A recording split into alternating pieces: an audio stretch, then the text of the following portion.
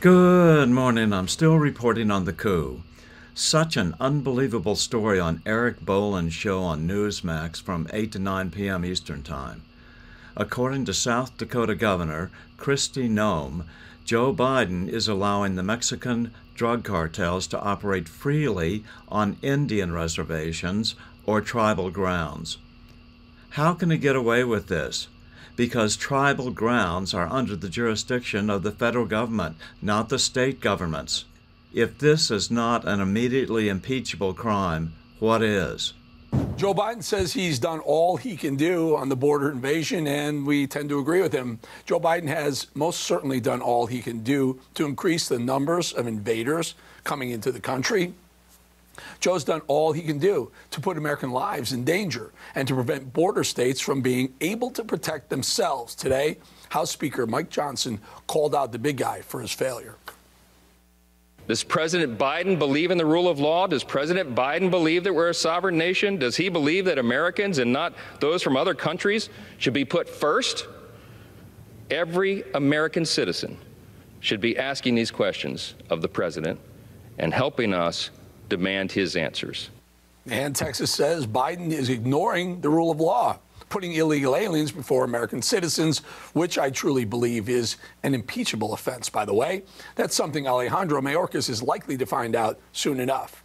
Now that the dozens of U.S. governors have sided with the Texas governor in its fight with the Biden White House, and South Dakota Governor Kristi Noem is one of them, with the South Dakota legislature even passing a resolution of support to secure the border. Governor Noem joins us now. Congratulations on the support from the legislature. And you've been out front on this issue for quite some time now. Governor, I'm watching, Biden saying I want to do something about the border. I watch Abbott down there putting up razor wire that's working. And Biden saying I want to do something. And then what he's doing is he's having the feds lift the razor wire off the banks of the river. I'm just getting a mixed signal from the Biden administration.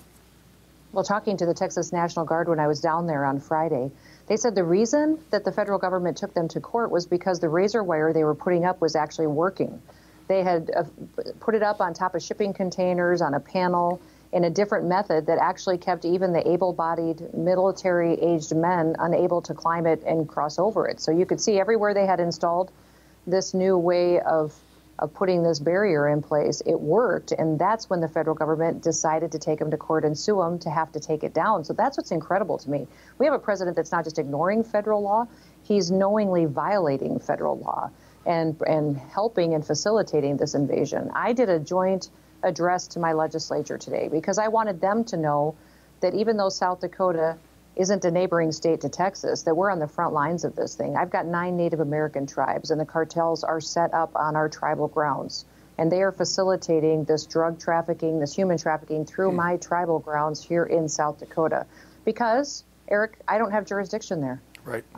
The Department of Justice and the federal government have jurisdiction on our reservations. I don't as a state. So they're using these areas of federal lands as havens for their criminal activity. And every single state literally is a border state because we've got these cartels throughout the country in protected areas, and Joe Biden's letting it happen. I had no idea. That's something, learn something new about this crisis every day. They're using Native American lands because there's no jurisdiction, and the cartels are allowing this stuff to. It's incredible. Mike Johnson, again today, earlier on the House floor, his first speech, his first address, also pointed this out. Take a listen. The day he took office, the very first day that he walked into the Oval Office, President Biden revoked Executive Order 9844. You know what that did? It ended construction of the border wall that Congress had already paid for. In February 2021, the administration stopped applying Title 42 expulsions to children and incentivized, by doing that, incentivized families to send unaccompanied children through Mexico under the watch of who? Cartels and traffickers.